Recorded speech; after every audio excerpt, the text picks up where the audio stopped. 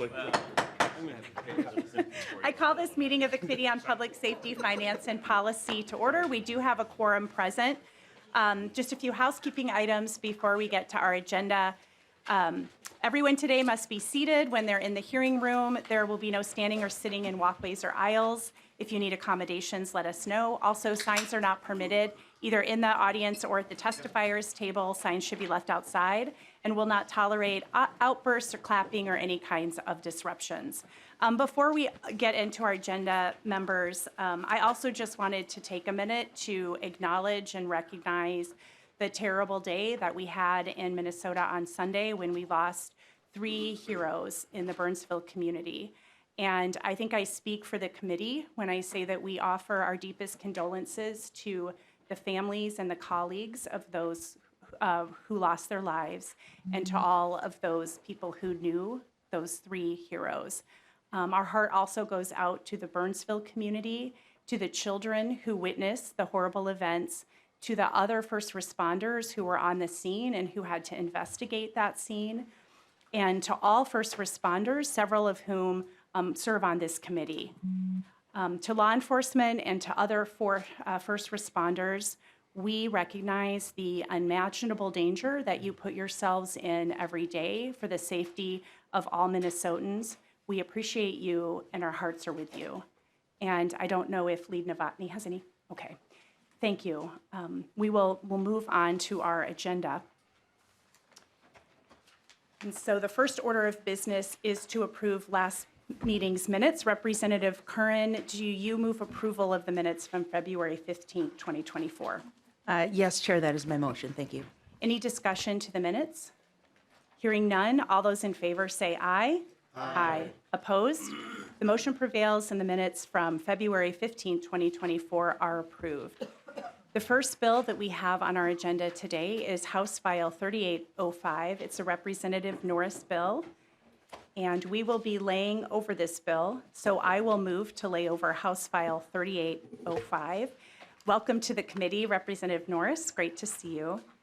I don't believe you have any amendments to your bill. And so if you want to go ahead and explain your bill for us.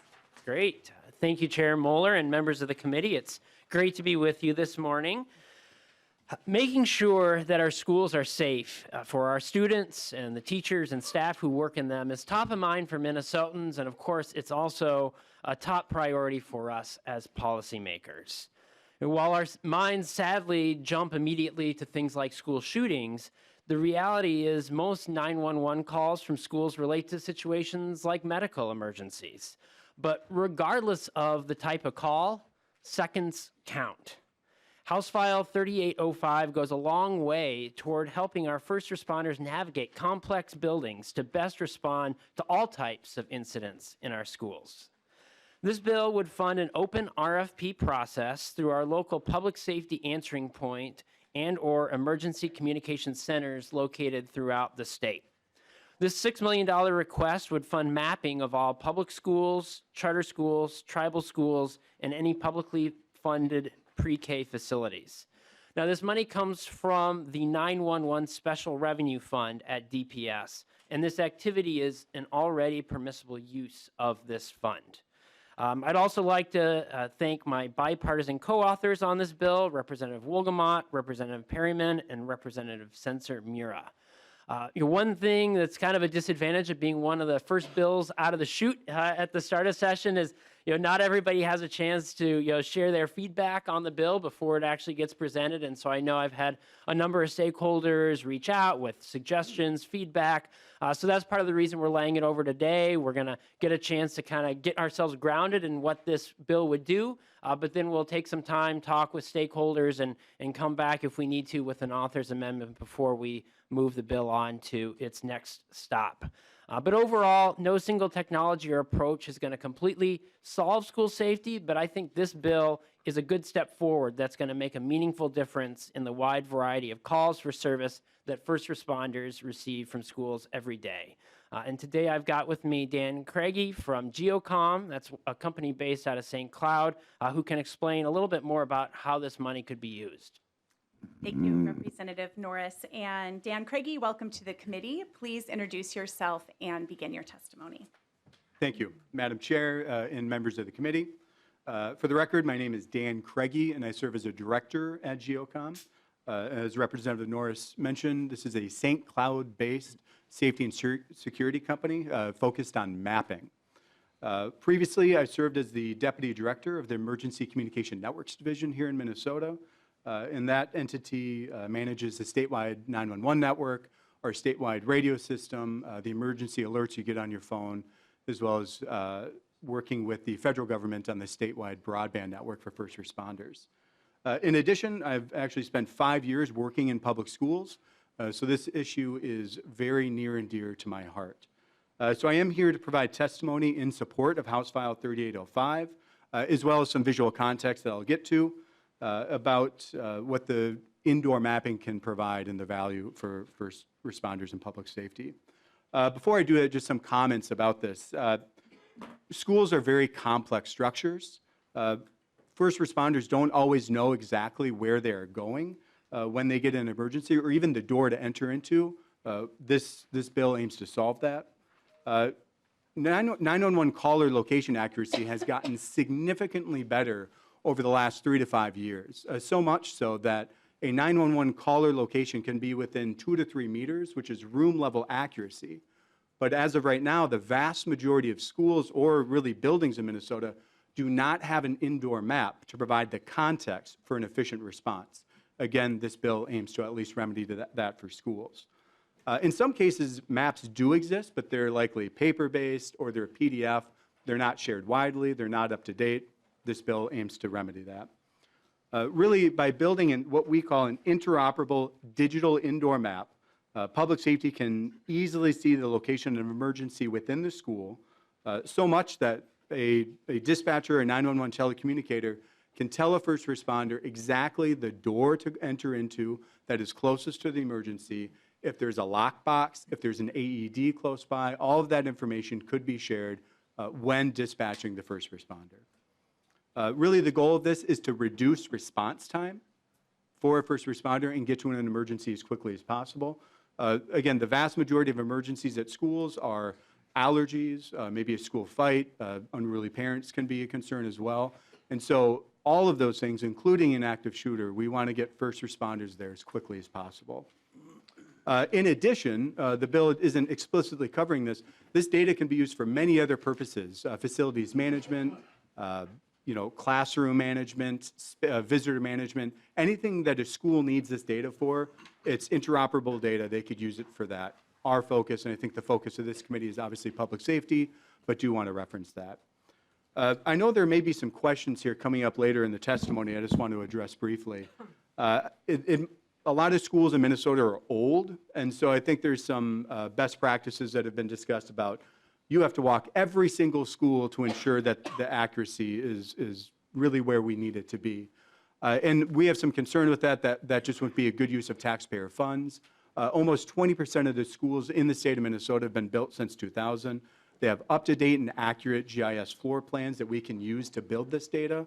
So if we know at least 20%, but likely more based on renovations, and some schools are being built as we speak, that we do not have to visit all of these schools. They have floor plans that we can use. That makes the cost lower, more efficient use of taxpayer funds. Secondly, the requirement to share data and how the data is shared. Admittedly, this is an operational decision. We intentionally made this bill very short and to the point to ensure that the data that is created is interoperable and can be shared across the emergency response ecosystem, law, fire, EMS, 911, emergency management. I've already referenced facilities. So it was not explicitly stated because we want the local jurisdictions, both in public safety and in education, to make that decision for themselves. And we want this to be open to all vendors. This is not a vendor bill. This isn't for one entity to get. This is for all the great vendors that exist, not only in Minnesota, but nationally that do this, and there are, so they can go through the competitive RFP and win that business. So I just wanted to provide those comments. Because this is a mapping bill, I figured having a visual would be helpful, and let's make sure I can get my password. Hey, look at that. So I'm going to just very quickly, just obviously in the interest of time, kind of go through some visuals here so folks can understand what we're talking about. So what we're looking at is a school, and I won't name the school from a privacy standpoint. They've given us the authorization to use this. This is a real school, and they know that we're sharing this publicly, but the school is not named. So what we have here is actually a pretty typical view that a first responder, specifically a 911 telecommunicator, would see when a 911 call shows up. I know these screens aren't large, so I'll try to zoom in. And what we see here is actually a 911 call with several 911 caller locations present on the map. Again, the Deputy Director of Emergency Communication Networks Division, intimately familiar with how 911 works. You may not be. Yes, 911 centers actually may receive multiple locations, and then there's operational decisions on which one to respond to. Needless to say, where is this in the school? And that's what we aim to address. Now, the first responder that's local, they may have an idea of where this is. Maybe they went to the school. Maybe they didn't, though. So again, the goal here is to ensure all agencies can respond to this emergency as quickly as possible. And again, this location, and we can talk about 911 caller location technology all day. I know we don't have that. It is very accurate nowadays. Again, 2 to 3 meter accuracy, not even horizontally, but even we're starting to get vertical accuracy as well. So you'll notice that we can actually switch between levels of the school if needed.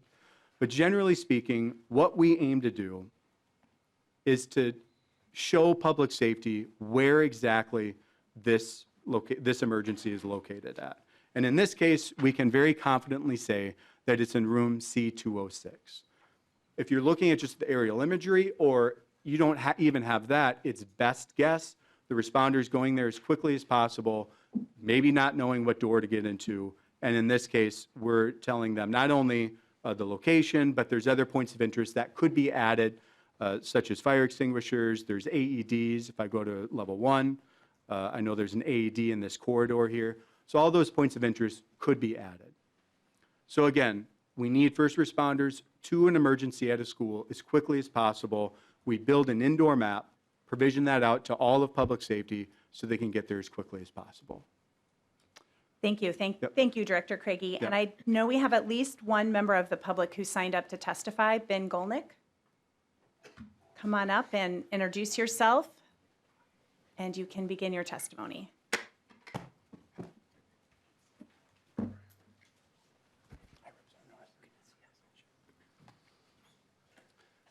Thank you, Chair Moeller and members of the committee. My name is Ben Golnick. I'm speaking on behalf of Critical Response Group, CRG. For purposes of introduction, CRG is composed of relevant practitioners have mapped over 11,000 schools across the country. We've worked closely with legislative bodies interested in ensuring that public safety professionals have access to accurate school mapping information during an emergency. We are opposed to House File 3805, but applaud the state's effort to introduce school mapping legislation. Based on our extensive experience, there are several issues with the bill. The problem of inaccurate and inaccessible emergency maps is not unique to Minnesota. Public safety agencies and schools across Minnesota rely upon several different software systems when responding to an emergency. This bill has no requirement to share or integrate the mapping data with anyone other than 911 centers. 911 communicators are important to emergency response efforts, but they are not the actual responders involved in an emergency. To ensure public safety agencies have unfettered access to the mapping data, it should be mandatory that school mapping data be integrated into all existing public safety and school systems. Other states have recently introduced their version of school mapping legislation and made this requirement mandatory. The bill establishes no standard for what data must be captured on the maps. State, county, and municipal first responders should be consulted to determine what information should be contained on the maps. This bill has no requirement to verify the accuracy of the map of the location. Like most schools across the country, school buildings in Minnesota are, on average, 50 years old. It is essential that each school be physically walked to verify the accuracy of each map as an initial step. Without this integral part of the mapping process, the state risks putting inaccurate information into the systems that public safety will rely upon during an emergency. We thank Representative Norris for his willingness to lay the bill over today and to engage in meaningful discussions with people most conversant with the problem the bill is intended to address and to consult public safety professionals most impacted by it. Thank you. Thank you. Anybody else from the audience wish to testify on this bill? Not seeing anybody else, so we can open it up for member discussion. Questions? Representative Huot. Representative Norris, thanks for bringing this bill. I was able to meet with the vendor early on along and had a great discussion with him. I look at this as, in my past life of an EMS professional, we literally bring the kitchen sink with us. And to have the truck so far away from where we're actually working where the patient needs our help, and we always say time is muscle, especially in heart situations, and that's that. It's so important to have our equipment close to us. So I applaud the bill for looking at, making sure we get to the right place at the right time. Now, many times when I talk to the vendor about this, I mean, a lot of people direct us in, and I'm sure the officers on the other side of the room know this too. But it still helps so we know for our pre-planning on where to park, how close we can be to the truck and things like that. So I think this is a great tool that would really go a long way with it, at least from the EMS community. I've been in schools that I've been totally lost in, so thank you. Thank you. Representative Ingen. Thank you, Madam Chair, and thank you, Rep. Norris, for bringing this bill forward. I'll have to pick your brain as to how you got that done. But, I've heard from some stakeholders that they feel as if this is exclusionary. What's kind of the deal with that? What language in particular are they saying is concerning, and how do you think that we should go about changing that? Representative Norris. Yeah. Thanks, Representative Engen, for the question, and I know that school safety is something that you've been really focused on as well. So I appreciate those efforts, and would be happy to continue a dialogue around this bill and others with you. I think the previous testifier highlighted a couple of things that we definitely want to look at. The mandatory integration of data, standards about what to include on the maps, verifying accuracy, and kind of weighing the cost benefits of those different approaches. So I'm looking forward to having a good conversation with the various stakeholders and seeing, what tweaks do we need to make to the bill to make sure that all the bases are covered, and then, make sure we're accomplishing the intended goal, which is to help our first responders get to those calls as quickly as possible. Any follow-up? All right. Representative Mueller.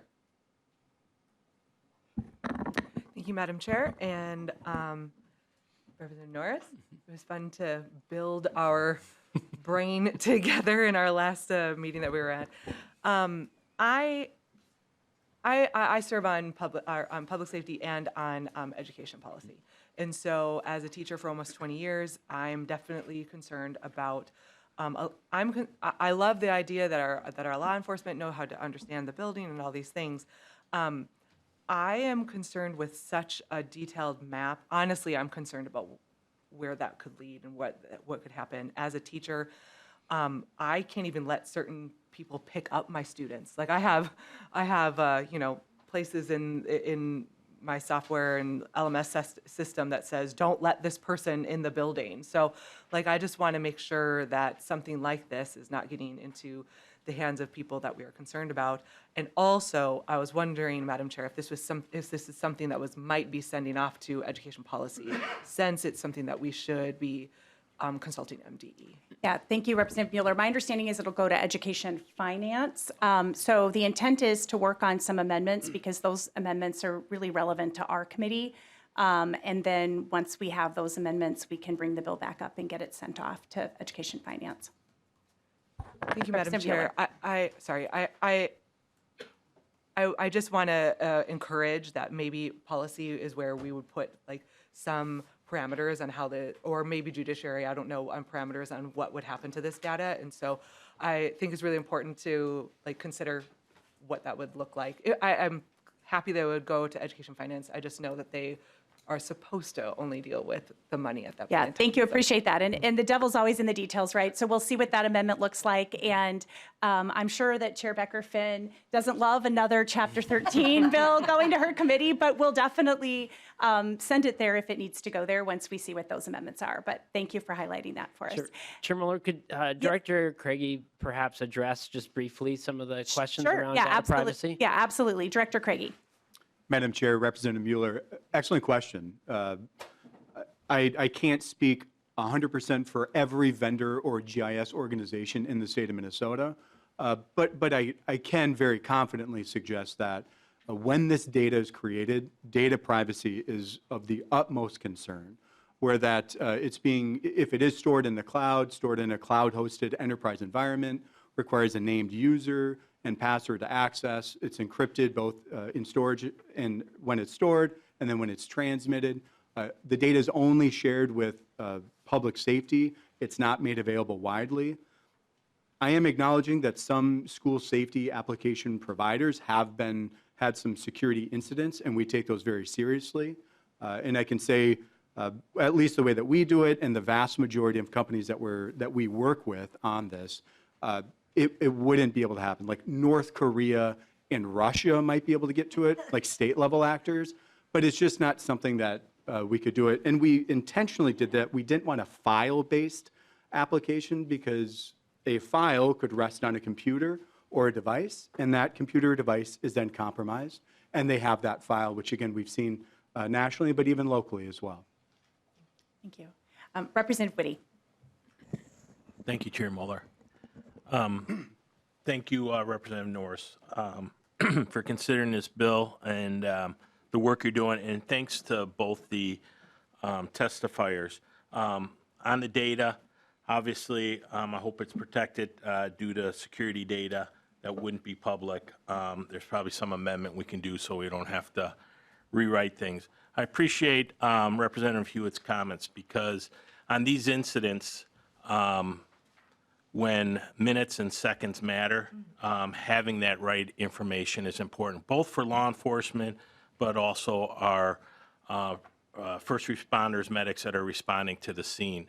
And they are needed, but they also need to be safe, and we don't want to be putting them in bad areas. I like that you're willing to listen. I'd be glad to help out. I do think that this information needs to be with our personnel on the ground, that it's in real time. Communication becomes a huge issue in these things, and sometimes it's failed, as we've seen in 9/11, but it gets very chaotic. And to have it in real time and support it with law enforcement so we can see where they're moving and all that, I think is important. I think there is a lot that can be done with this bill, and I'm willing to offer whatever I can to help out. But just these are very chaotic times, and I think we have to be conscious of that. And I think the intentions are good. I think there's some more work we can do. And like I said, I'm willing to help out however I can. Thank you, Representative Norris. Thank you. Thank you. Representative Curran. Thank you, Chair. And I'll try not to repeat too much of what Rep. Whitty just said. I agree on all counts. Well said. I think, Rep. Norris, thank you for bringing this forward. I think, we heard that this is an efficient use of funds. It's an efficient use of time. I just wanted to also mention this is an extremely efficient use of communication lines. As, a former dispatcher myself, I know how again, chaotic and frustrating it can be when you're trying to send help to somebody who desperately needs it, and you just can't figure out where the heck they're at.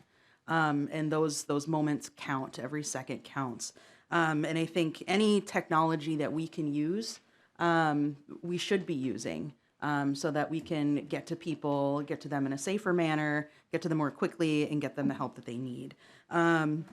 And I would assume, too, that any sort of data that relates to this policy would follow the 911 telecoms data practices that we already have. And so, that could be just a simple pointing to whichever statute that is.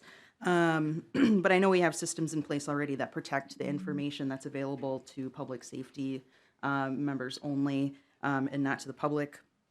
I would add, too, that I don't I don't necessarily believe that the bill needs to be completely picked apart as far as, doing a walkthrough of every building and things like that. I mean, we have to consider that ultimately we still have highly trained professionals who are responding to these situations that are often dynamic. They're assessing, reassessing, and, we're not just going to go from having professionals respond to relying on a map to do all the work for us. This is meant to be assistive technology.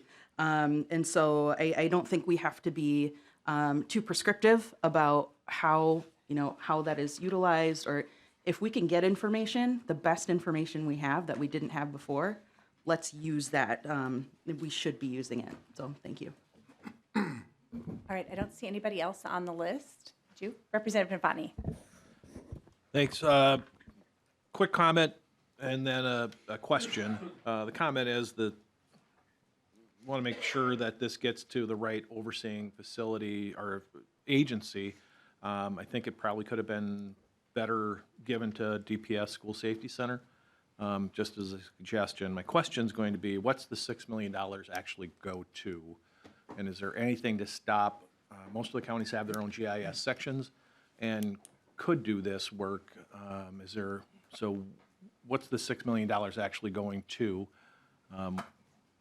And then to tie that in, if the local GIS did the work, would this be open source so they could put that data in and get a lot more bang for the buck? Director Craigie. Chair Mueller, Representative Novotny, great question. As again, former state bureaucrat working with these local GIS shops, would highly encourage them to do so. I will acknowledge the capability of doing something like this is very difficult. You need very specific tools, whether you're scanning the building. There's a platform called Esri, which is the largest GIS platform in the United States, and I would say the world, that they would have to have very specific tooling within that platform to do this. But it wouldn't stop them. So absolutely, the funds could go to their GIS shop if they wanted to build these maps. And they are close partners with their public safety brethren, those GIS professionals. So I would be shocked if they didn't share that information. Again, they work with them on a daily basis. If they couldn't do this, the PSAP could go out to RFP, find a vendor that could do it for the funds that are made available, and then that data would be shared. Representative Novotny. So this is what I get for stacking too many questions in a row. So what does the $6 million actually buy? Are we covering 20%, 40%, 50% of the schools? What will we get for $6 million? Director Craigie. Chair Mueller, Representative Novotny, every public charter and publicly funded ECFE school and tribal school in Minnesota would be able to be mapped with those funds, 100% of the schools. Representative Novotny. Well, that's back to my question. Okay, one single question. What percentage are you looking at doing for $6 million? Director I know they're all eligible. How much of the Chair Mueller, Representative Novotny, this is not mandatory, so the schools can opt in. But for $6 million, and this is looking generally at other, whether it's a GIS shop or vendors, for $6 million, every public school in Minnesota would have access to funds to have an indoor map created. So whether they chose their own GIS shop or a private vendor, that funding would cover all of it. I'll try it this way. Representative Novotny. Thank you, Chair. You're from St. Cloud. St. Cloud Apollo High School, if you were to do this without any, from scratch, I assume you're proposing your company would come in and do this. But if your company came in and did it, what would that cost to do St. Cloud Apollo? Director Craigie. Chair Mueller, Representative Novotny, we've actually done St. Paul Apollo. We've already mapped it. If it was a brand-new school, I am not in sales, but I would ballpark it at around $3,000 per school. Now, obviously, size, complexity matters, but that's a rough estimate. Thank you, Chair. All right. Usually we end with the lead, but we do have time, so Representative Ingan. Right. Thank you, Chair Mueller. So do you guys think that you could do all 2,437 school buildings in the state of Minnesota with that $6 million? Director Craigie. Chair Mueller, Representative Egan, absolutely. But I want to be clear here. We're not going to do this all. That's just not how it works typically with these 911 centers and PSAPs who would be getting the funding. They would go out to a competitive process. They would procure it, but absolutely no concern with the funding. And every single school, again, public schools, public charter, tribal, and publicly funded early childhood centers. Representative Engen. Thank you, Chair. Last question. You said it was $3,000 approximately for a new school building. What would it be for an existing school building to have that mapping? When you had answered Representative Novotny's question, that was the figure that you cited. Director Craigie. Chair Mueller, Representative Engen, approximately the same. There are some differences, again, how we do it and how other vendors do it, such as critical response group, I think would matter in these conversations. But generally speaking, that cost would be applicable for both. All right. Representative Norris, any closing comments? Thanks, Chair Mueller. I just want to thank the committee for the really productive discussion today. There's a lot of bright minds on these topics in this committee. I think this is a perfect example of how the committee process is supposed to work. We got some good ideas. We're going to go back to the drawing board. We'll probably be back with an author's amendment at some point. But I think overall this is going to be a good step forward for our state. So thanks for the discussion. Thank you, and thanks to the testifiers. I would encourage all of the stakeholders to work with Representative Norris in a timely fashion, since this bill will have other committee stops. But really appreciate all the testimony and the good questions that we had from the committee today. With that, I renew my motion and lay over House File 3805. The next bill we're going to hear is House File 3599, a Representative Tabke bill. And we'll also be laying this bill over, so I will move to lay over House File 3599. I don't see any amendments on this bill. And so welcome, well, you're already on the committee, so welcome to the testifiers table. Representative Tabke, please tell us about your bill. Thank you very much, Chair Mueller and members. This is an addition victim rights bill for the end of confinement review. And so when someone was released from confinement, it is not always common practice for, it is not always required for a victim to be notified when that happens. So what this does is clarifies is the Department of Corrections policy bill that's coming forward today. And what this does, it clarifies that at the end of confinement, that a victim, if they so choose, is always notified as to what's going on. And Commissioner Schnell is here to discuss the bill. Thank you. Welcome back, Commissioner Schnell. Please introduce yourself. You know how this goes, and begin your testimony.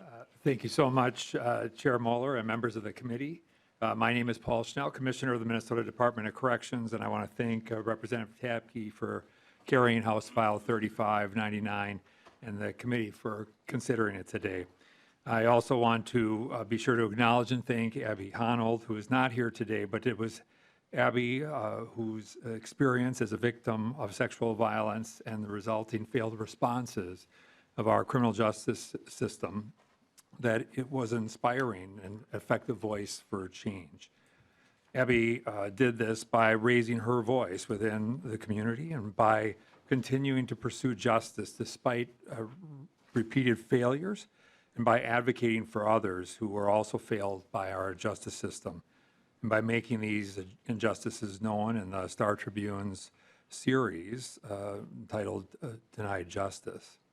She pushed the Post Board to adopt changes and served as a victim advocate, and also served on the Minnesota Sentencing Guidelines Commission, and advocated for federal funding to establish a police training on trauma-informed investigations in response to sexual assault, domestic violence, and dating violence and stalking, known as the Abby Honold Act. Despite all of this, gaps in our systems persist, and Abby has continued to use her voice and raise that voice on behalf of others. Last October, the man who assaulted Abby requested reconsideration of risk level assignment as permitted by law. This process is known as the End of Confinement Review Committee, or ECRC, which first occurs when a person is released from prison. In this case, upon the release in 2020, the man had a risk level assignment of a level 3.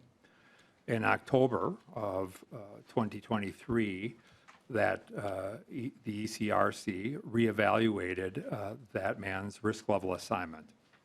This was done without notification of Abby and no opportunity for her to provide input. The statute in its current state does not allow for notice to victims of an ECRC hearing. It does not allow for notice to victims of what a risk level assignment is for an assigned person, except for level 3, which is public. And it does not allow for victims to provide input in ECRC hearings or reassessments. This bill changes that by allowing victims to opt in to receive notifications of end-of-confinement review or ECRC hearings, as well as the right to provide written input for consideration by a review committee, whether that is the initial review or in any request for reconsideration. I would also point out that Abby has provided written testimony, which I believe has been provided to you. Again, I thank you for your consideration of this bill, and I'm happy to stand for any questions the committee may have. Thank you, Commissioner Schnell, and I was going to reference that letter from Abby in our packet as well, and it is posted online also, and just thank you to her for bringing this issue to our attention, and must be exhausting to continue to point out flaws in the system, and glad we at least have the opportunity to address this one today. Do we have other members of the public who wish to testify? I'm not seeing any, so we can move on to member discussion. Chair Becker-Finn. Thank you, Chair Moeller. And I just wanted to point out that it's not just victim survivors like Abby who would be impacted, but I would think it would also be really important that the committee itself would be fully aware so that they can correctly assess the potential dangerousness of the person. So just wanted to point out that it's not just in fairness to the person who is impacted of the known victims, but moving forward, I would think that would be incredibly important to know what kind of individual you're dealing with. So just want to get that on the record. Thank you. Commissioner Schnell. Madam Chair, Chair Becker-Finn and I would agree wholeheartedly. I think that was one of the observations of Abby, that her input could help inform the committee as to risk factors that may or may not be known by the committee. Representative Hudson.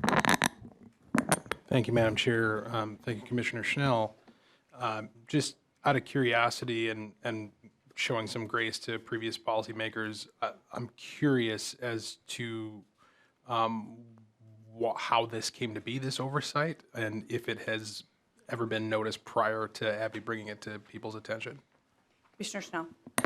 Madam Chair, Representative Hudson, I think, this has not been that large. I think for many, many times when these cases do come up for ECRC review, which generally is at the end, prior about 90 days to 180 days prior to their release from prison, a risk level assignment occurs. And oftentimes victims may or may not even be aware. They may be more concerned about whether when that person is being released, but may not pay attention so much to what risk level assignment a person has. And so it doesn't oftentimes impact them necessarily. And so it has not been a significant issue, although there have been some who have been concerned that they wondered why the risk level assignment wasn't higher, or why there wasn't a public notification, because those public notifications only occur when the risk level assignment is a level 3. And so we have heard that, but the law was silent in terms of victim input on this, and it had never been raised before.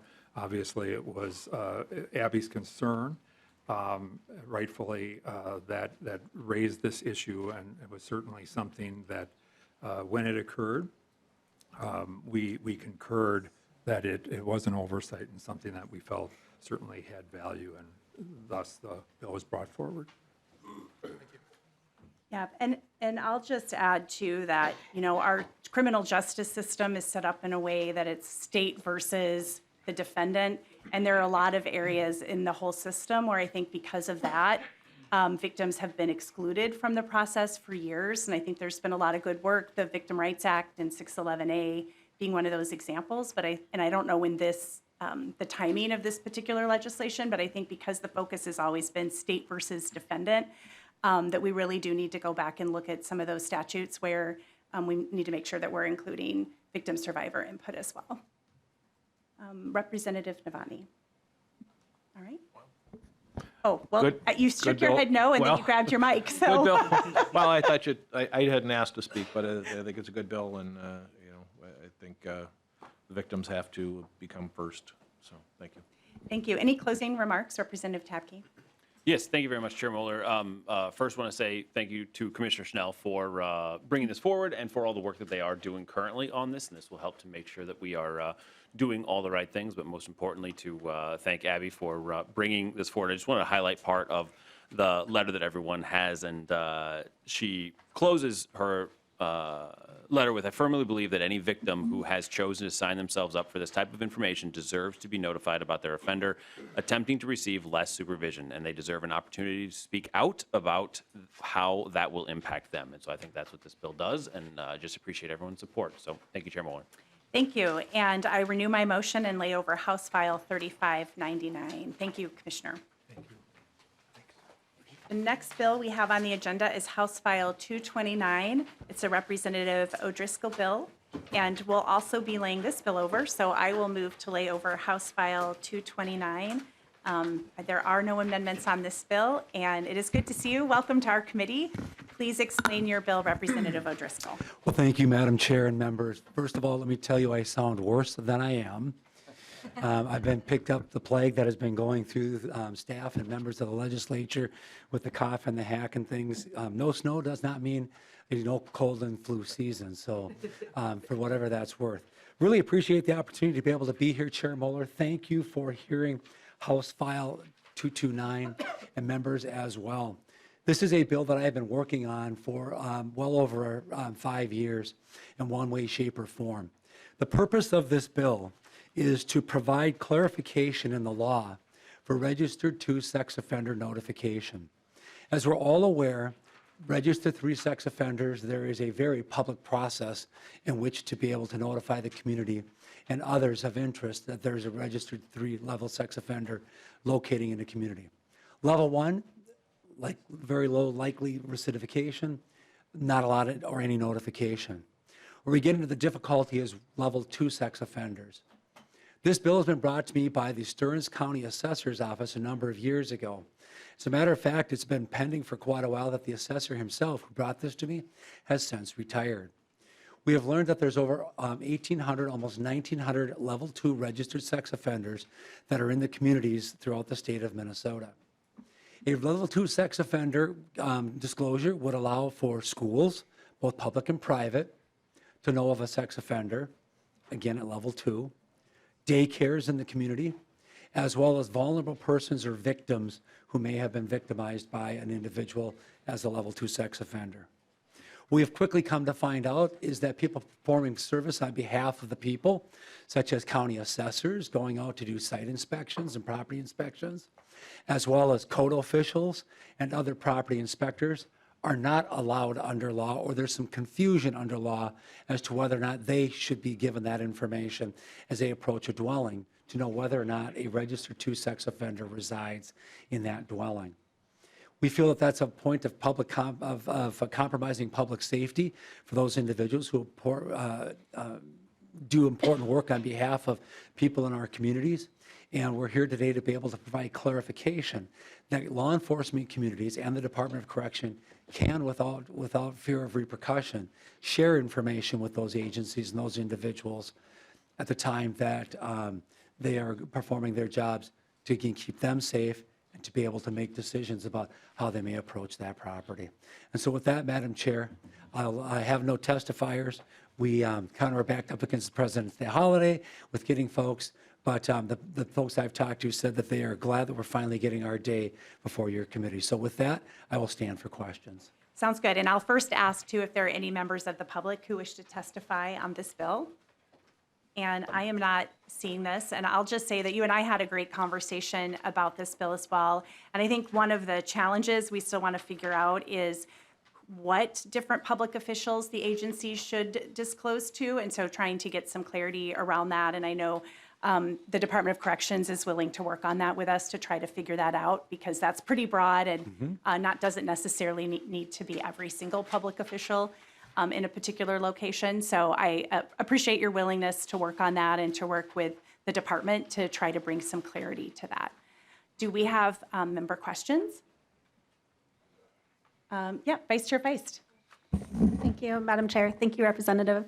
I just kind of wanted to echo the same need for clarity. Like when you mentioned schools, I like initially when I was thinking about this, I was thinking about like people coming into like just more obvious scenarios where people would come to someone's home. And when we just say that it's for people who are likely to visit the offender's home in the course of their duties and disclosing that to school, it just seems like who are we disclosing it to and why would they be coming to their home? So I just agree that we need some clarity. Thanks. Yeah, Representative O'Driscoll. Yeah, under Minnesota law, with assessing law, the assessor is required to visit the property every 3 years, and when possible, make an indoor inspection of the property. And if you think about it, if there is a level 2 sex offender that's residing there, and you're making your way through the dwelling, there are certainly positions where that assessor could be having their personal safety and be compromised in that property or blocked against their will from being able to get out. And that the same thing would be if you have somebody who's going in as a code official for electric inspections on a home, or many communities will also have inspections that are required in order to be able to have those units be available for lease and occupancy. And so these are the people that I want to try to be able to protect, who are providing good service to make sure that people have livable and habitable dwellings and structures as a part of their career to service to the people. Vice Chair Feist. Thank you. All of that makes a lot of sense to me. I was just trying to think in the scenario of like school officials, and like sometimes schools might make visits to homes if they're worried about truancy and children. And I was just like, how far does it go? Who are we notifying? But what you just described sounds very good to me. Thanks. Yep, Chair Becker-Finn. Thank you, Chair Mueller. And just real quick, I echo some of the concerns of Representative Feist as far as, so what about like a public health nurse visit? You know, it's sort of where does that end? And I'm not saying this is a bad idea. It's just sort of, if we're talking about the actual danger that we're putting folks in, also probably good to remember that there may be dangerous people out there who are not registered sex offenders. And, you know, we should probably be having systems in place to keep people safe regardless. But yeah, I have some concerns as well about how that data is shared and who it's shared with and who needs to have it. So. Yeah, Representative O'Driscoll. Madam Chair and Representative Becker-Finn and Representative Vice Chair Feist, I have the same concerns. I have been working for 4 years to try to get to this point with this legislation. And I am happy that you're excited about it like I am and feel that there's a need to do something. What it is, I think it's an open palette to be able to figure out what that picture looks like at the end of the day, but absolutely something needs to be done to be able to protect folks. Representative Grassel. Thank you, Madam Chair. Representative O'Driscoll, I guess, I don't know if you know this, but how many level 2 predatory offenders are out there in the state of Minnesota right now? Representative O'Driscoll. According to the information I've received through the Department of Corrections, just under 1,900, about 1,874 individuals. And our level 3 sex offenders are right around 430 to 450 that are in the community right now in the state of Minnesota. Representative Grassel. Thank you, Madam Chair. And so that gives us a very good picture of just these people are not the highest risk for recidivism, but they're not. They're pretty darn close. You know, there's the potential is there, and I do share that concern that Representative Becker-Finn talked about as well. Is that there are a lot of people out there who have not received the E-level, as far as that probably should be on this registry as well. Having had that experience of doing the predatory offender tracking for my sheriff's office, you know, you'd be surprised at who's living where and the need for that tracking system. So thank you, Madam Chair. Yeah, thank you. And I think it is also worth noting too that certain people maybe pose a risk to a different type of victim pool than others. And so just making that clear as well, just because someone has a level whatever classification may not mean, they're a risk to like every single person. But I just think that's part of the discussion that we should be having as well. Representative Pinto. Yeah, just building on that, Madam Chair, and just a reminder that, as was noted by Representatives Becker-Finn and Grossel, that there may be folks who pose a risk who are not currently identified by the system. That's a big concern. I think there also is a concern that you got folks who may be identified by the system. We want to look at and say, are we in fact, are these folks who are posing an ongoing risk based on the system that we have? So, somebody who's convicted of, is charged with a certain crime that may actually have nothing to do with predatory offending behavior. They're convicted of something completely different, but because the crime was classified a certain way, and then maybe a number of years pass, they're convicted of some completely unrelated crime, but they end up staying within our predatory offender system. We're spending a heck of a lot of money tracking a number of people. So in any case, just recognize the kind of things can go both ways. We're doing the best that we can. Thank you, Madam Chair. Yeah, thank you, Chair Pinto, for raising that point. This committee will probably remember when we did the criminal sexual assault overhaul. A big part of the recommendation of that working group was to look at our predatory offender registration statutes and some of the, in fairness, actually, that you referenced that are built into those statutes. I've introduced a bill, worked very closely with Representative Rarick on this issue, and I do anticipate that that will be coming to the committee this year, and we'll be having those discussions. So this is not the only time we'll be addressing these issues. Representative Frazier. Thank you, Madam Chair. Representative Driscoll, thank you for the bill. I have a couple of questions. One, did law enforcement already have the authority to provide this data? Representative O'Driscoll. Thank you for the question, Representative Frazier. My understanding in visiting with the people who brought this to me, they did not have clarity when they were visiting with law enforcement, and law enforcement didn't know if they had the ability to be able to share that information. What we're hoping to do is to provide a clear line so that they know what they shall and shall not be able to disseminate. Representative Frazier. Thank you for that. That makes sense. I thought that was the case. And the other question is, so say, I'm just trying to practically play this out. I'm an assessor. There's a house I'm going to visit. I get the notification. Then what? Representative O'Driscoll. Thank you, Chair Moeller and Representative Frazier. Great question. So if I, as the assessor's office, and I know that we have a level 2 sex offender resident that's residing in a home, we have to go there. So maybe instead of sending one assessor, I send 2 assessors to be able to have the buddy system. Or I maybe look at the time of day that we schedule that to be able to be at a safer time, or to perhaps enlist the help of law enforcement, let them know that we're going to be going into that area, and then maybe a patrol drive by just to make sure that everything is fine, to again increase the safety of the person who's attending to their professional duties at that residence.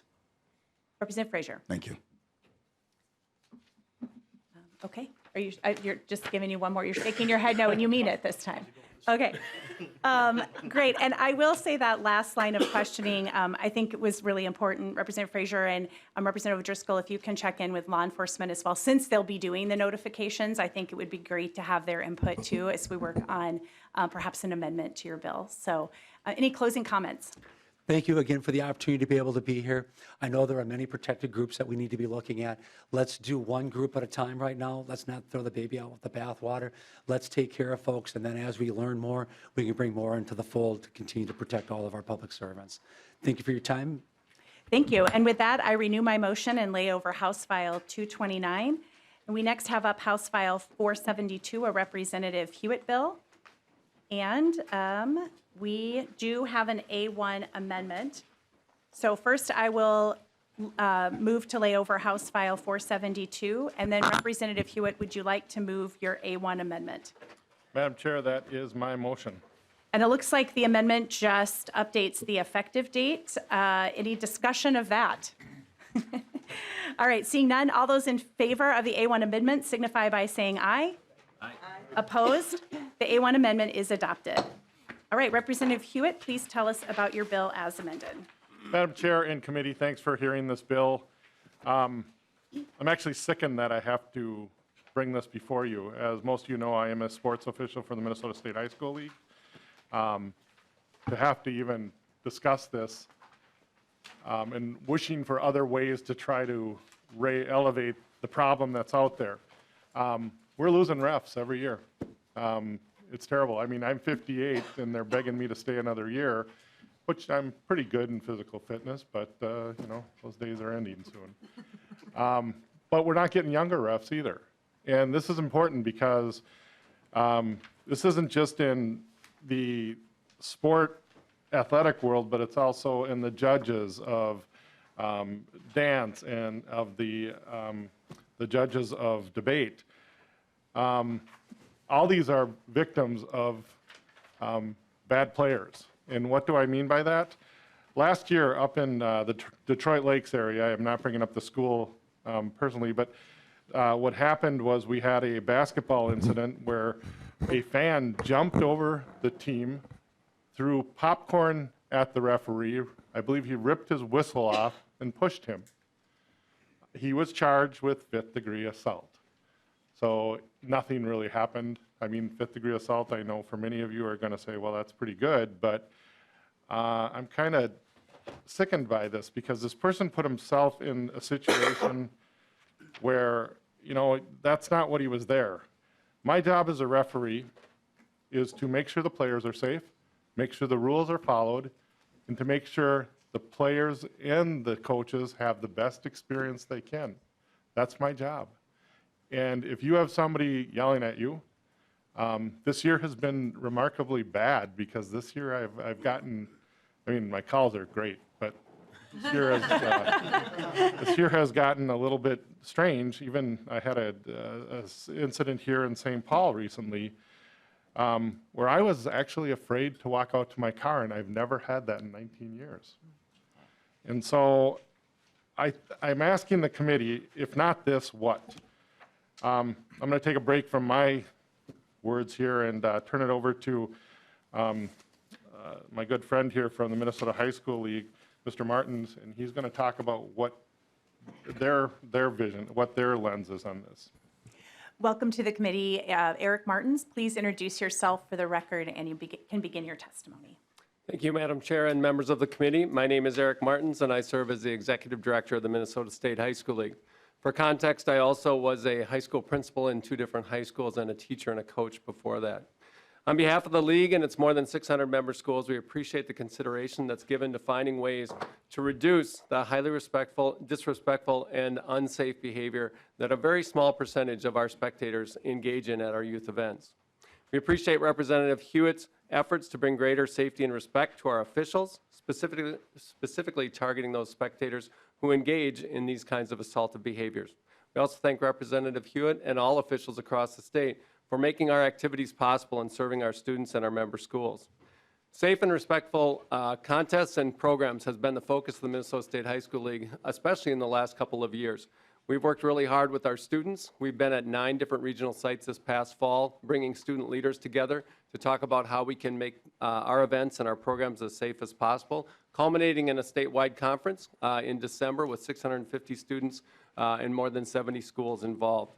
What we know is that when these behaviors take place, they put all of those students and programs, as well as other spectators, and certainly the officials, at risk, and we're highly concerned about that. We need our spectators to be great examples for our students, make sure that our events are 100% safe for all who take part in them.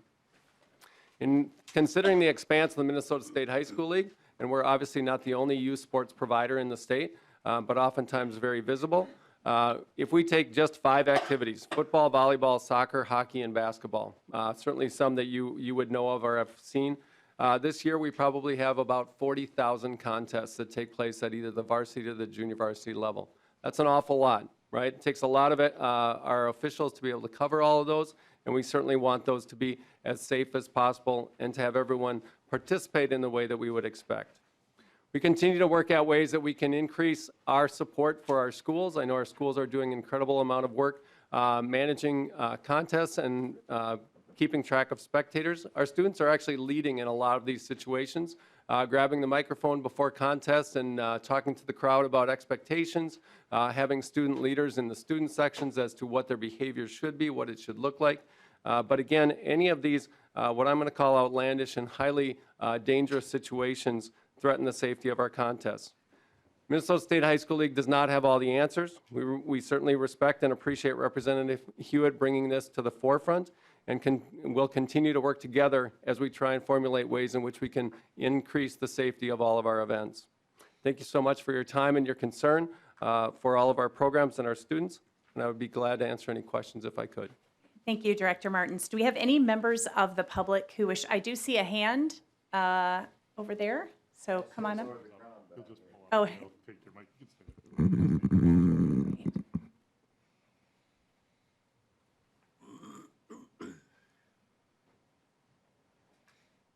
Welcome to the committee, Mr. Hughes.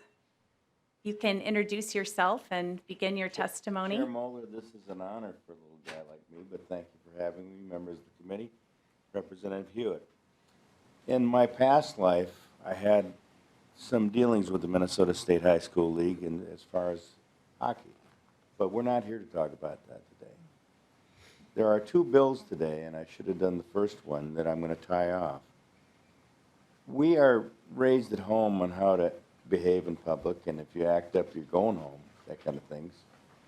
But it bothers me that we got people throwing popcorn at the referees and all that, because we're talking respect when we play a sport and how to win and lose, I think.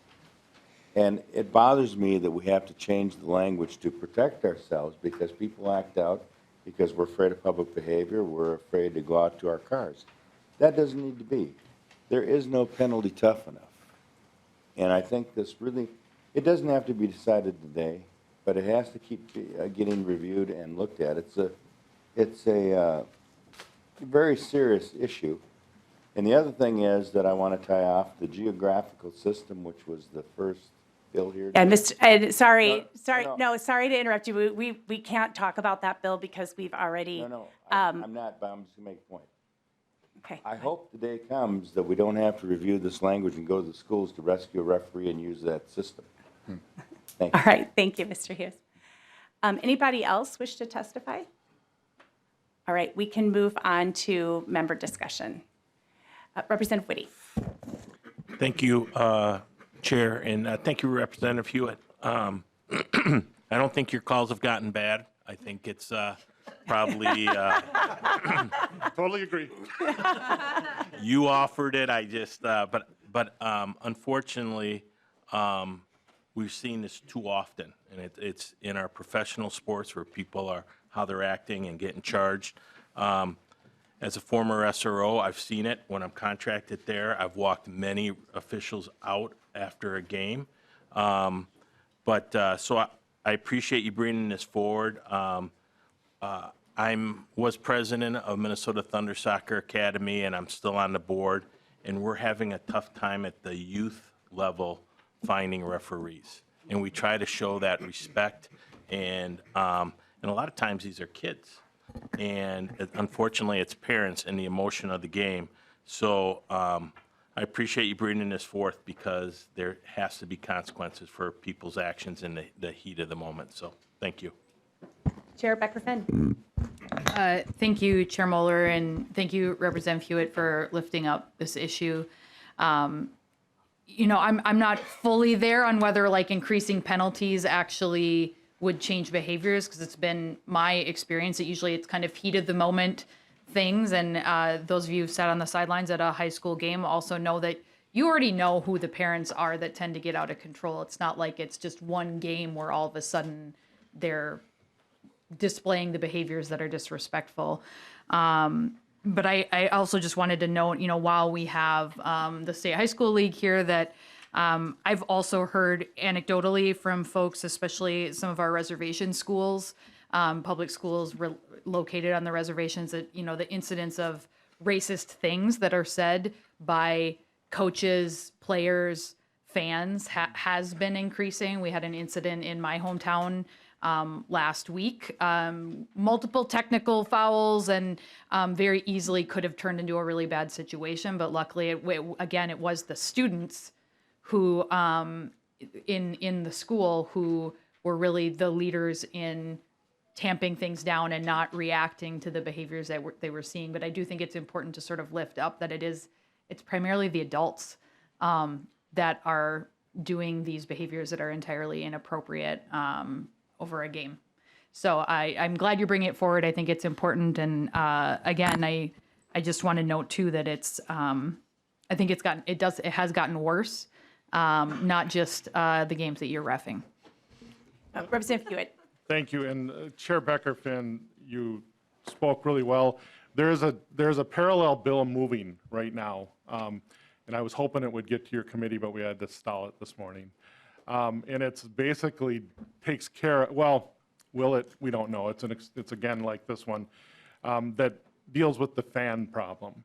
And we do have schools that have, you know, we have racial things going on. We have what we call it now I'm drawing a blank, but it's the fan bill. And that's the one you've been hearing about, the irate fan bill. Unruly fan, thank you. In that bill there, we're going to focus more on the fan behavior and help kind of curve that in.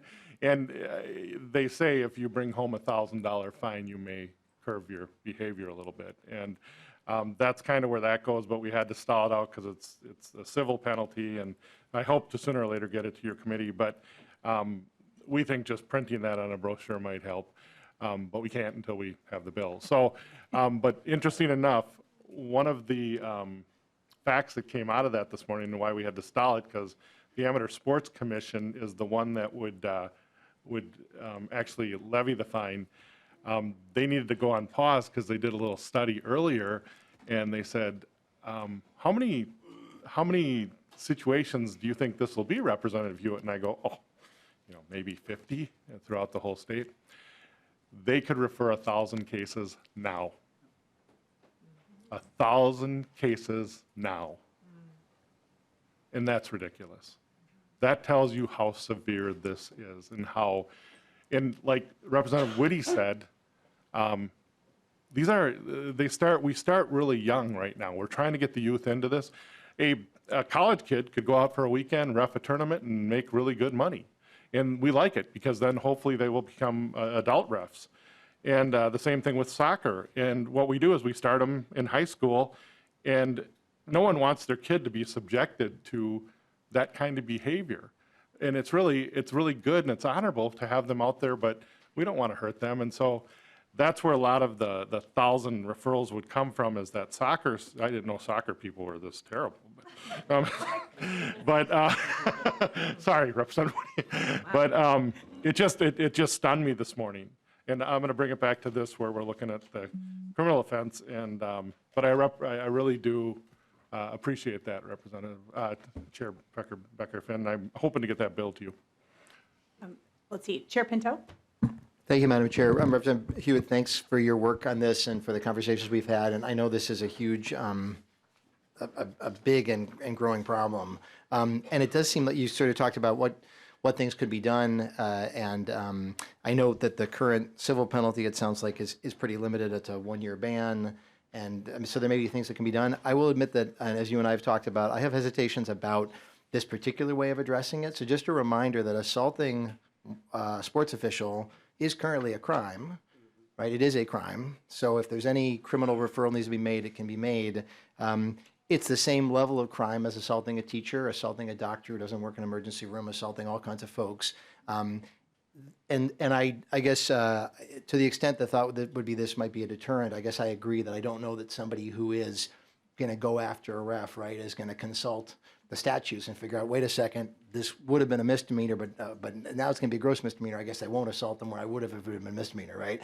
Like, we want to think about our criminal statutes as a setting up a structure that, to my mind, is driven a lot by kind of how bad do we think the behavior is. I don't know how much it's going to deter. There's various things. But we just say, listen, your behavior is so bad, we're going to call it a crime. And then it's so bad, we're going to call it a gross misdemeanor felony. This is bad behavior. What worries me is that adding it to this assault in the 4th degree, making it be a gross misdemeanor, I just feel like I've seen through the years, and you can see the trend of adding more and more and more professions. What started off as being about law enforcement, which was in Subdivision 1, has sort of kept getting added.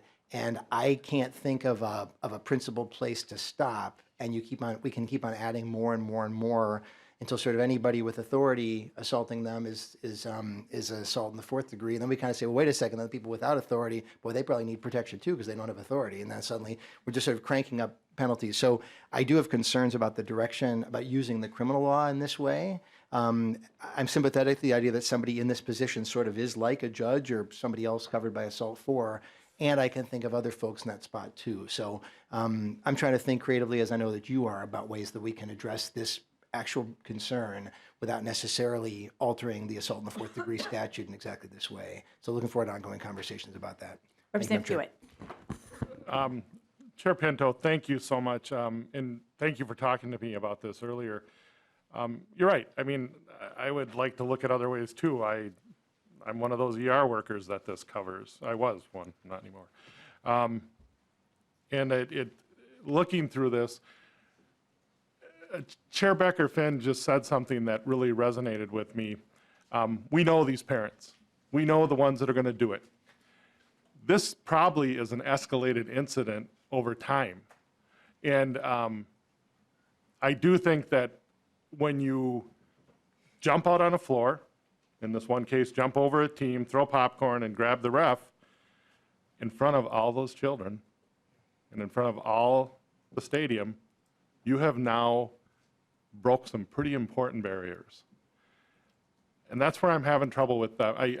I'm with you because I don't like raising penalties either, but that person needs to see a judge because there's a behavior modification that has to take place. How it is, I don't know. But I appreciate having the prosecutors here to kind of help me sort through this as this is being held over. So I'm open for suggestions, but that's exactly where it breaks the barrier. And when all those kids are there, because I go back to it and I was hoping Representative Mueller would. Don't worry, I'm on the list. She's on the list. She's up next. Maybe I should be quiet then. Yeah. Well, we can... that this is really about the kids. This is about the experience that we provide for the kids. I'll shut up now, hopefully. Representative Mueller. Ask and you shall receive. No, thank you, Chair Mueller. Thank you, Mr. Martin, for your testimony on this. As a teacher for almost 20 years, I have seen some of the things that Minnesota State High School League has done to try to coach our students and train our students and being leaders in front of those parents that are just not doing what they need to be doing. Their super fan, I think it was Academy. I know several of my students who've gone through that, and it's been incredibly rewarding and effective in my school. I actually had a question about a specific line in your bill, so hopefully it's okay for me to do this. But line 119, it says that they have to be that we have to look at a sports official, blah blah blah, and that means that they're traveling between the premises and public transit stop or motor vehicle. So this is just me trying to get some clarification.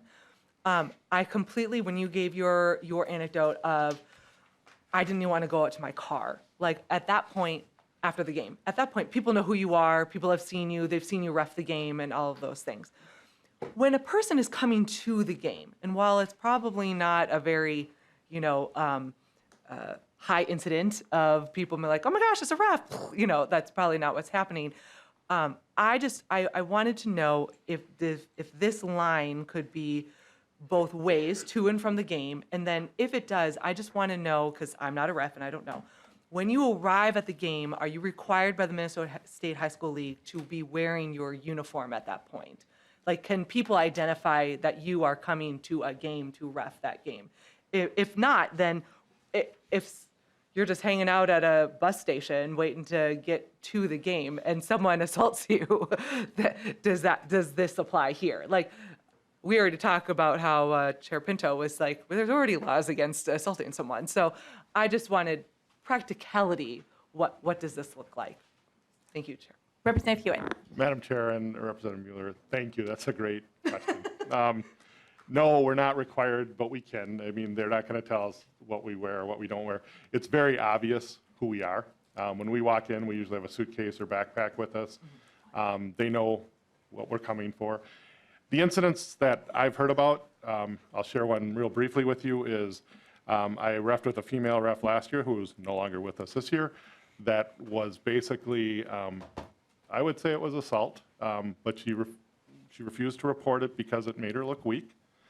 Basically, she was exiting the school, And a parent walked up to her, a male, grabbed her by the arm, and basically said some stuff that he shouldn't have said. Thank God her partner saw her and went over there. But that's what I'm trying to protect, is that, and I can't remember anybody in 20 years telling me that on the way in there, I'll want to kind of like you. But yeah, I guess going in and stuff, but I'm open to clarifying, as I am open to Representative Pinto's statements here. What can I do? I'm open to anything right now. And I'll just say, I think that she raises a good point too, because that someone's not even in a uniform, a person wouldn't even know that they're a referee. It could just be a random assault, which isn't good. We don't want that, but then they would somehow qualify under this statute. So I think you raise a good point, perhaps about the broadness of that particular line. Representative Ingen. Thank you, Chair Moeller. I actually really support this bill. I've seen it personally. I played hockey, football, and baseball growing up in White Bear Lake, and I think some days hockey's the official city religion of White Bear, so people get pretty fired up. But it's happening more and more. I actually play town ball nowadays on Wednesday nights with one of my coaches who referees alongside you, I believe. And so it's a small world, but this is definitely happening more. I've seen it, and it's just a beer league game where we're trying to pretend like we're still as good as we were in college. So I support it. I think it's a good idea. And to Chair Pinto's point, that this could be extended to other things, maybe it should be. Maybe there are cases in which we need to try to deter it with some sort of proactive measure, and this might be one of those avenues. So I appreciate the bill and look forward to talking more. Representative Curran. Thank you, Chair. Thank you, Representative Huot, for presenting this bill today. And I just wanted to acknowledge that we've seen an alarming number of adults across the state and country with really big feelings about children's sports.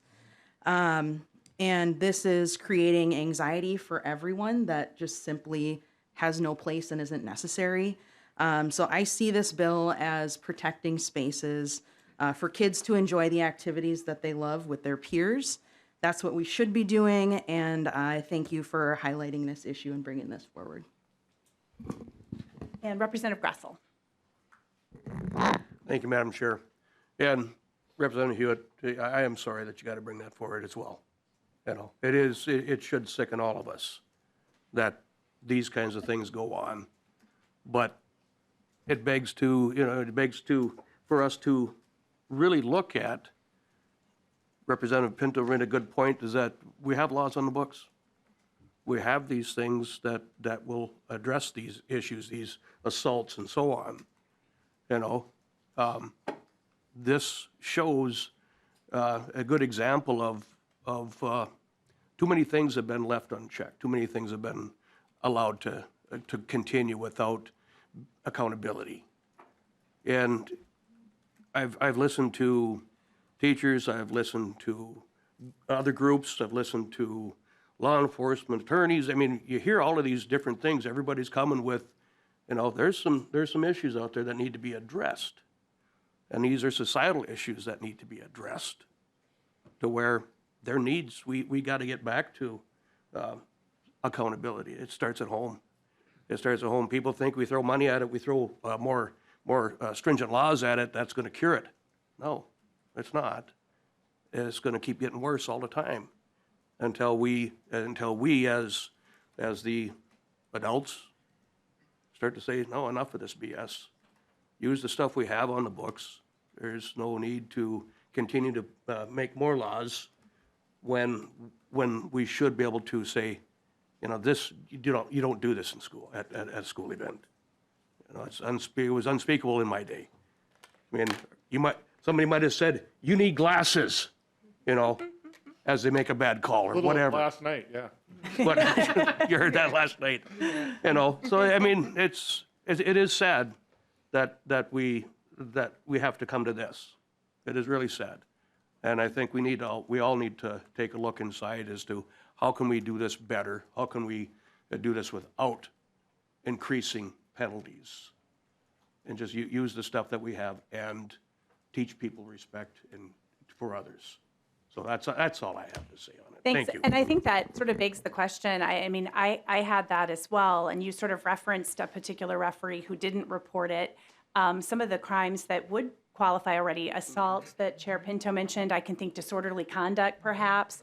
And I guess I'm really curious, like, are they even being reported? You did mention someone at the beginning of your explanation of the bill who reported it, somebody else who didn't. Are referees reporting this? Are they afraid to report it? How do we encourage that to happen? And I don't know if that's a question for you or Director Martins, but. So I'm going to actually share that question with the chair, if it doesn't matter, because I'm sure the director, I look at it totally from a referee side. Referees are always trying to advance, right? So we're always, we go from the youth level all the way up to the collegiate level.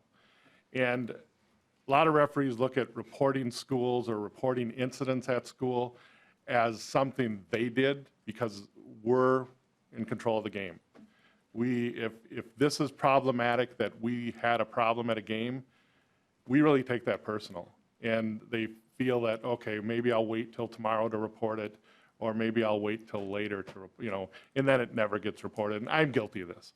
I had an incident, like I said, this year, and it's a lot easier not to report it. Now, I'm sitting next to the league, so I might not be reffing next year for sure because of this. They want us to report it. And I got to say, the league has really stepped up, but they're limited to what they can do. So I'm going to let him kind of talk about that aspect of it. Yes, thank you. And I'm sorry to throw a question. We only have a few minutes, and we do have at least one other member on the list. So Director Martins. Thank you, Chair Muller. As we talk about incidents that take place, we do rely on our officials to report to the league, and also those reports go directly back to the school that's hosting the competition, right? And so there's a reporting in what I'm going to call a general sense, and then there would be, reporting in terms of, a legal sense when it comes to that. So we are the clearinghouse for those reports, and we send them back, and our schools are responsible to address those behaviors that take place within their schools, and take action relative to those, given the bylaws that exist around the rules at the state high school league when we go forward.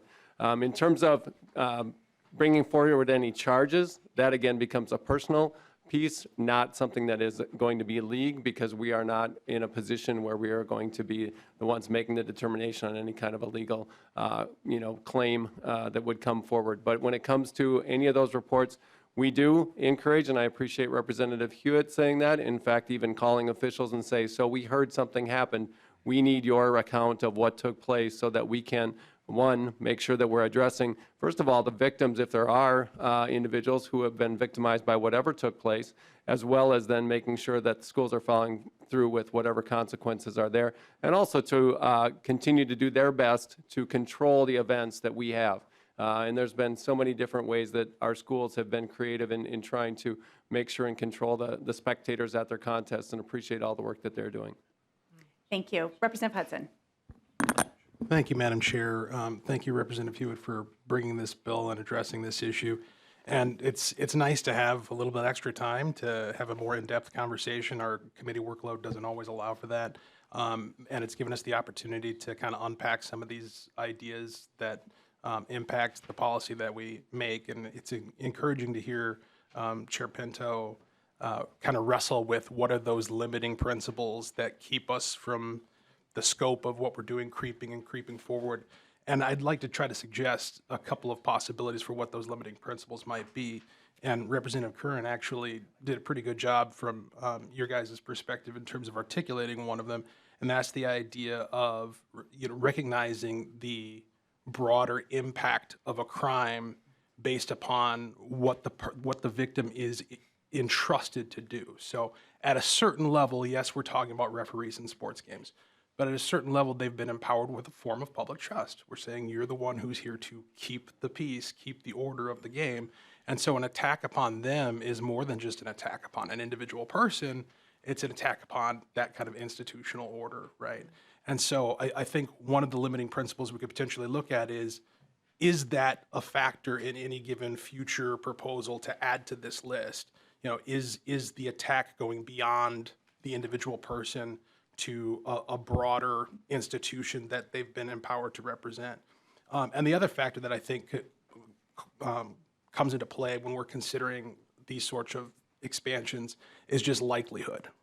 One word that you guys like to bandy around quite a bit is disparities. Well, this is an observed disparity in how frequently people are being assaulted by virtue of what it is that they're employed to do.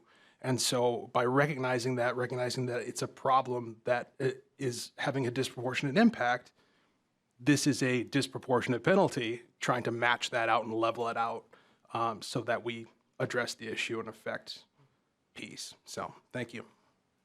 Representative Huot, and we have like just a couple minutes left. So did you have a response? I can't respond to it because I think he did a real nice job of explaining it, and I would thank you, Representative Hudson. I can close real quick. Yes, there is a bill, there is a law on the books that says, and Speaker Swigum actually was a referee, he's retired now, put that law there. He got total support on that, and it was exactly that. You cannot come to a sporting event for a year. We don't have a registry for sporting bad people. We maybe could do that, put a registry together, but it's just not out there and it's not enforced. You maybe can't go to your hometown because they know who you are, but you can definitely go to 3 towns away. And so this bill needs to be something. I don't know what. I really appreciate the dialogue. Chair, thank you for hearing it. It seems like this was Sports Official Day, so it was kind of cool. So thank you, and I think this sends a message to all our officials throughout the state that we do care. We want to do something. We just don't know what it is yet.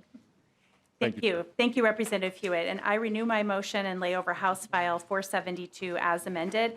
That is it for our agenda. And I just want to say thanks, members, for the robust discussion on all the bills today. I think it was a really good and respectful and helpful discussion. So that's how we do the work. And just wanted to say I appreciate that. And with that, this meeting is adjourned.